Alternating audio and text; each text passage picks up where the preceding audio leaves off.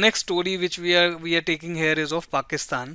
खैर इसको देखते हैं कि इधर डेमोक्रेसी पाकिस्तान में किस तरीके से काम कर रही है. And now to begin with the case here. इसकी इसकी शुरुआत होती है 1999 फरवरी 1999 के अंदर, जब हम देखते हैं कि ये जो इमेज आप देख रहे हैं, दिस इज सदाए सरहद. ये एक बस सर्विस शुरू हुई थी from India to Pakistan, Delhi से लाहौर. और इसको जो शुरुआत करी थी, जो इसमें इसमें काफ़ी डिप्लोमेटिक जो इसमें इसमें पायनियर रहे, वो हमारे फेवरेट प्राइम मिनिस्टर रहे श्री अटल बिहारी वाजपेयी. सो ही वाज द वन जो उस समय इनकम्बेंट प्राइम मिनिस्टर थे 1998 से 2004 के पीरियड में. सो इस बीच में क्या होता है, 99 के अंदर वो शुरुआत करते हैं इस बस सर्विस की. And this is Mian Mohammad Nawaz Sharif, simply Nawaz Sharif के नाम से मशहूर है. So this prime minister Nawaz Sharif, इनके साथ ही डिप्लोमेटिक टाइज को स्ट्रॉन्ग करने के लिए, ये कह सकते हैं थोड़ा फ्रेंडशिप को बेटर करने के लिए, अटल बिहारी जी जो हैं नवाज शरीफ के साथ ये एक अपना बस डिप्लोमेसी ये करते हैं इन फरवरी 99. सो यहाँ दिल्ली से जो है ये बस लाहौर जाती है. This is a close up here जिसमें अटल बिहारी जो हैं वेव कर रहे हैं to the public. And this bus is at Attari Wagah border. So they are entering Pakistan. In any case, so this is the case of 99 February 99. बहुत तारीफें हुई इस चीज़ की, इंटरनेशनल लेवल पे काफ़ी चीज़ें इसकी इसकी काफ़ी प्रशंसा हुई कि this is a very nice step which the prime minister of India has taken. पर इसके कुछ समय बाद ही, ऑलमोस्ट आई वुड से 2-3 महीने बाद ही, in the month of May, हम इंडिया में देखते हैं कि बहुत ही एक स्ट्रेंज वाकया होता है which is known as the Kargil war.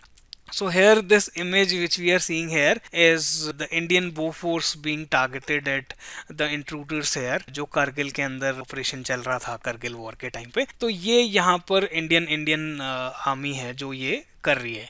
And as we know, Kargil जो है इंडिया पाकिस्तान के बीच में एक जंग हुई थी. इंडिया पाक जो था युद्ध था 99 का.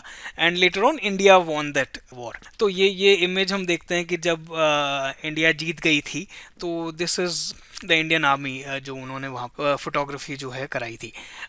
खैर, इस वॉर का ना एक बड़ा खास असर हुआ. इसमें पाकिस्तान की बड़ी बदनामी हुई, क्योंकि एवरीवन वाज सीइंग कि अभी तो इंडिया ने देखिए पहल करी है, कुछ अच्छा स्टेप उठाया है. यहाँ पर आपके लिए हमने एक बस भेजी थी जिसमें इन टाइज को बेटर किया जाए. बट आप देखते हैं कि 2-3 महीने बाद ही पाकिस्तान जो है इंडिया पे कब्जा करने की कोशिश करता है. And this is the time when the prime minister is Nawaz Sharif and there was this general Pervez Musharraf. He was chief of army staff. तो ये जो थे आर्मी इनके कंट्रोल में थी, जनरल परवेज मुशर्रफ के.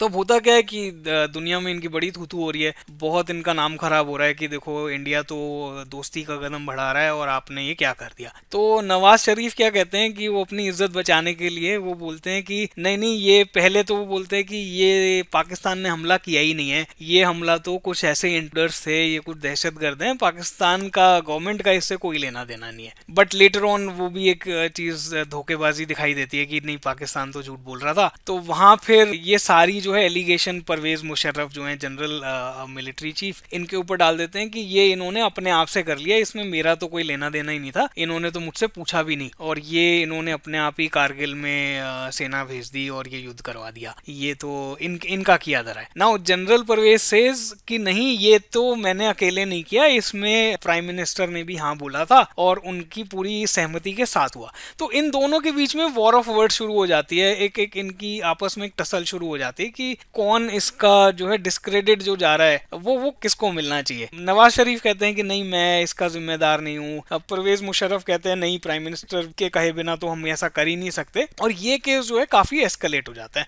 Now we are talking about July. ये जो कारगिल वॉर थी ये मई से जुलाई तक चली है. तो अब ये जुलाई के बाद की हम बात कर रहे हैं 1999. तो अब यहाँ पर जो है काफी इनकी इंटरनेशनली काफी बेइज्जती हो जाती है इस चीज पे. काफी कम्युनिटी जो है इनको बड़ा खराब बोलती है कि देखो इंडिया तो अच्छा करना चाह रहा है और आपने तो बड़ा काम खराब कर दिया। ये सिचुएशन जो है काफी बढ़ जाती है, इवन इवन पाकिस्तान के अंदर भी इस चीज को लेकर इनकी काफी बदनामी हो रही है। और ये सिचुएशन बढ़ते बढ़ते व्हेन वी सी अक्टूबर जब आता है तो नवाज शरीफ को क्लियर लगता है कि जनरल परवेज मुशर्रफ तो मेरा मेरा बड़ा नाम खराब कर रहे हैं और हमारी तो ऐसे चलेगी नहीं। तो ये क्या करते हैं इस बीच में, परवेज मुशर्रफ जो हैं on on 12th of October Sri Lanka से वापस आ रहे थे। तो ये किसी अपने काम के लिए जो है श्रीलंका गए हुए थे जनरल परवेज मुशर्रफ। तो while he was coming back, when he was flying back, तो शरीफ क्या करते हैं, इनको चीफ ऑफ आर्मी स्टाफ की पोजीशन से इनको बेदखल कर देते हैं, इनको गद्दी से हटा देते हैं और इनकी जगह किसी और को army staff, chief of army staff बना देते हैं। And while Pervez Musharraf was in flight, तो बड़ा ड्रामेटिक रूप से चीज होती है, जब ये फ्लाइट में होते हैं इन्हें वहीं पता लग जाता है कि इनके साथ ऐसा ऐसा हो गया, और इनकी फ्लाइट को नवाज शरीफ जो हैं वहां लैंड नहीं करने देते पाकिस्तान के अंदर, कि वो कहते हैं नहीं नहीं हम तुम्हें लैंड नहीं करने देंगे, तुम्हें हम यहाँ से हटा रहे हैं। लेकिन जब परवेज मुशर्रफ को ये चीज पता लगती है तो वो क्या करते हैं, अपनी सेना को मोबिलाइज करते हैं ना। उसी अभी इनको हटाया है, ऑफिशियली हटा दिया, लेकिन कहीं ना कहीं इनका कंट्रोल आर्मी पे बहुत अच्छा था। तो ये क्या करते हैं, आर्मी को बोलते हैं कि नहीं आप नवाज शरीफ की मत सुनो, आप उनका घेराव करो। तो ये क्या करते हैं, सारी आर्मी, मतलब while he is still in flight, ये तब हो रहा है ये सब, ये आर्मी इनको खैर छुड़ा भी लेती है वहां से, फ्लाइट में से निकलवा भी लेती है और नवाज शरीफ को ये कैप्चर कर लेते हैं। तो अल्टीमेटली इनके साथ, नवाज शरीफ के साथ भी ये कू कर देते हैं।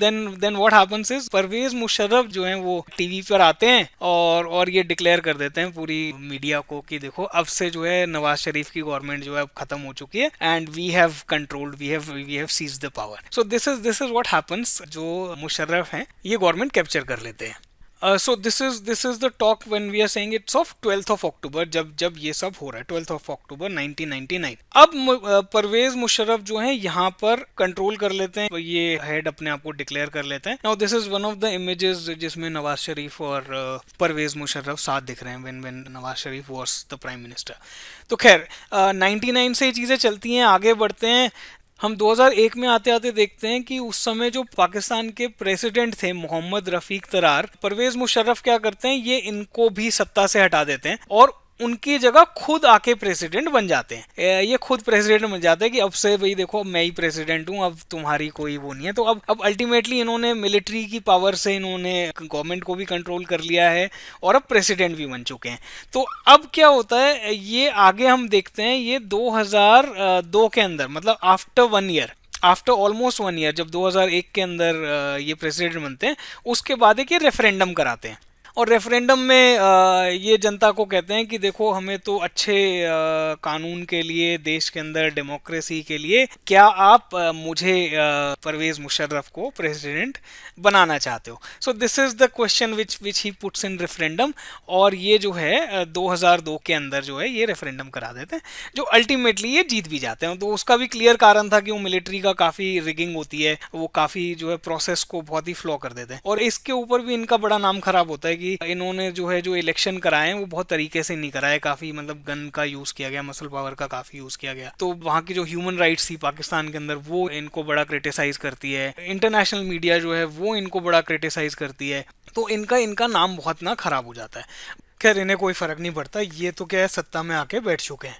तो ये इसके बाद क्या करते हैं कि ये साल 2002 में, मतलब जब ये इनका अपना इलेक्शन हो चुका है, रेफरेंडम हो चुका है, ये उसके बाद एक लीगल फ्रेमवर्क ऑर्डर लेकर आते हैं और ये एक तरीके से कॉन्स्टिट्यूशनल अमेंडमेंट थी। तो ये वहाँ के संविधान में, पाकिस्तान के संविधान के अंदर चेंजेस करा देते हैं इन अगस्त 2002। और उसमें प्रोमिनेंटली ये 3-4 चीज़ें ये खास तौर पे कराते हैं। फर्स्ट थिंग इज, ये प्रेसिडेंट की पावर, मतलब ये अपने पास एक पावर रखते हैं कि ये कभी भी चाहे तो नेशनल और प्रोविंशियल असेंबलीज को ये बर्खास्त कर सकते हैं। फॉर एग्जांपल इंडिया के अंदर जैसे हमारे पास लोकसभा, राज्यसभा है और स्टेट्स के अंदर उनकी अपनी विधानसभा है, तो कुछ ऐसा है कि प्रेसिडेंट चाहे तो इनको बर्खास्त कर सकता है।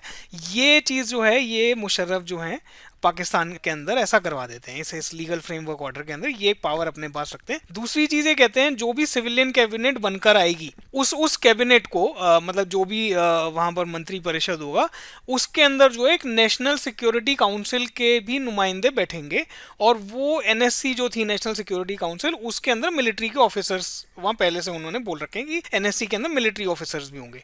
तो यहाँ पर क्या करते हैं कि जो सिविलियन कैबिनेट है उसके अंदर भी मिलिट्री के लोग उस ग्रुप के अंदर उस मीटिंग के अंदर जब भी वो होगी वो साथ में बैठेंगे और वो ध्यान रखेंगे कि हाँ आप सही से फैसले ले रहे हो या नहीं ले रहे। और ये करने के बाद ये खास तौर पे ये लीगल फ्रेमवर्क के 2 क्लॉज डालने के बाद ये वहां पर इलेक्शन डिक्लेयर कर देते हैं कि अब से जो है 2002 में ये इलेक्शन करवा देते हैं। अब यहाँ बड़ी बड़ी निराली चीज़ है, बड़ी स्ट्रेंज चीज़ है यहाँ पर कि अगर आपने ये पावर अपने पास रख ली कि आप जब चाहें असेंबली को आप डिसॉल्व कर सकते हैं, और दूसरी चीज़ जो भी फैसले होंगे उसके अंदर मिलिट्री की प्रेजेंस होगी, ये दोनों ऐसी चीज़ थी कि सारे फैसले जो हैं वो आपके दबाव में ही लिए जाएंगे, आप जैसा चाहते हो वैसा होगा। ये मुशर्रफ ने वहाँ पर मेक श्योर किया कि ये ऐसा हो जाए, और उसके बाद ये फाइनली इलेक्शन करा देते हैं। तो यहाँ पर हम देखते हैं कि अगस्त के बाद जब ये लीगल फ्रेमवर्क ऑर्डर आता है उसके बाद ये अक्टूबर के अंदर उसी साल इलेक्शंस करवा देते हैं। ये वहां पर एक बड़ा कार्टून फेमस हुआ पाकिस्तान के अंदर, जिसमें ये कह रहे हैं कि हाँ अगर आप ध्यान से देखें इसके अंदर बैलेट पेपर दिख रहा है जिसमें जितने भी कैंडिडेट्स हैं उनमें सब पे मुशर्रफ ही नाम लिखा हुआ है, और पीछे यहाँ पर आपको सिर्फ आर्मी दिखाई दे रही है। तो ये कहीं ना कहीं ये दिखाने की कोशिश कर रहा है कि मुशर्रफ ने जो सिचुएशन पैदा करी है उसमें आप वोट किसी को भी दोगे उसका अल्टीमेटली जो डिसीजन मेकिंग है वो मुशर्रफ के पास ही जाने वाली है, तो आपके कैंडिडेट्स के होने या ना होने से कोई फर्क नहीं पड़ रहा। So this is a cartoon which got floated in the media there in Pakistan. खैर यहाँ 2002 के अंदर ये फाइनली ऐसी सिचुएशन कराते हैं और इलेक्शंस हो जाते हैं। यहाँ जो हम ये इमेजेस देख रहे हैं this is what we see here is the Pakistan assembly है, नेशनल असेंबली। ये उसका इंटरनल इंटीरियर और एक्सटीरियर आपको दिखाई दे रहा है पाकिस्तान का। This is in Islamabad.